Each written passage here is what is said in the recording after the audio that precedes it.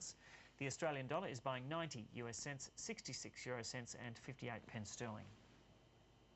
A large percentage of Australian companies reported better than expected earnings figures at the end of last week. For more, Rod North from Bourse Communications joins us now. Rod, good morning. Good morning. Rather healthy reporting season so far? Actually, it's looking pretty good. This is the last week, and I think of 92 companies that have reported so far, we've had over 53 that have reported better than average earnings. So that's really showing quite a favourable trend, particularly for that half year to the 31st of December.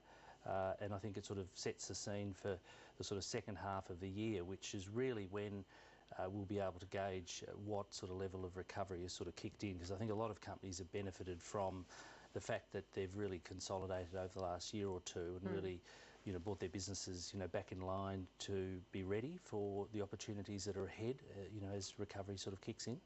Now, how do you think the Reserve Bank Governor Glenn Stevens went with his performance in front of the politicians last week? Well, it was very interesting because he was very complimentary towards Australians, because Australians, he says from the Reserve Bank information that was passed out, have very much shown that we have become better net savers, and a number of things are sort of happening there, Joe, which are quite interesting. I mean, people are using debit cards a lot more than they did. They're taking cash out when they shop.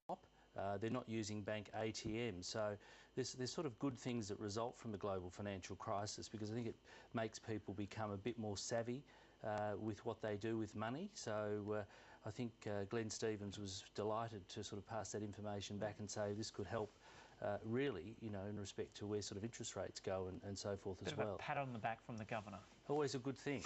That's because we employ him. He has to be nice to us. Now, Fairfax, one of Australia's oldest and most august companies, has finally found a way to turn a profit. Was it necessarily through newspapers? Well, I think if you look at the result, you see that advertising revenue is gradually crawling its way back.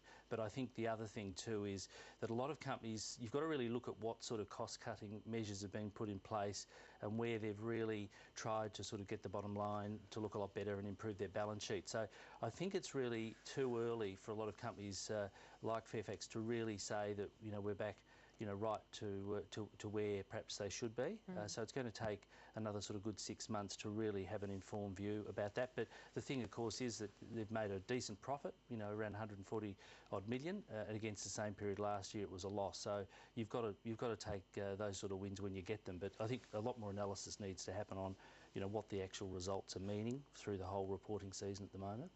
Now, in the US, there's continuing controversy about these huge bonuses that the bankers are getting.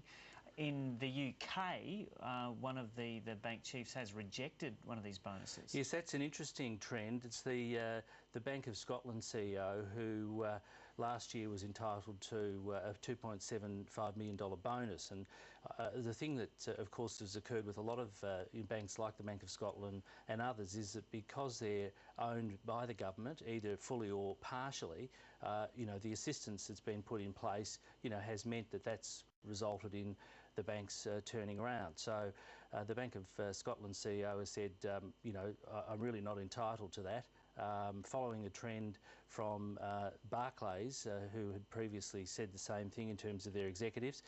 And of course that's sort of sending a message to other groups like Lloyd's, and perhaps also sending a message to Australian banks that perhaps we should be following suit as well. You can't see that happening here though. Probably not, Joe, but I mean, it's something that perhaps should be considered. There's always a bit of peer pressure, and in particular when you look at the banks and how they've performed in Australia, I mean, there's every chance perhaps that some of that perhaps should be given back. Now, what to expect on the markets today? I think the market's probably going to be a bit flat off Wall Street, so the futures market is showing probably a 10-20 point decline today. Okay, good to see you, Rod. Thanks so much. Good to see you. Thank you. UN climate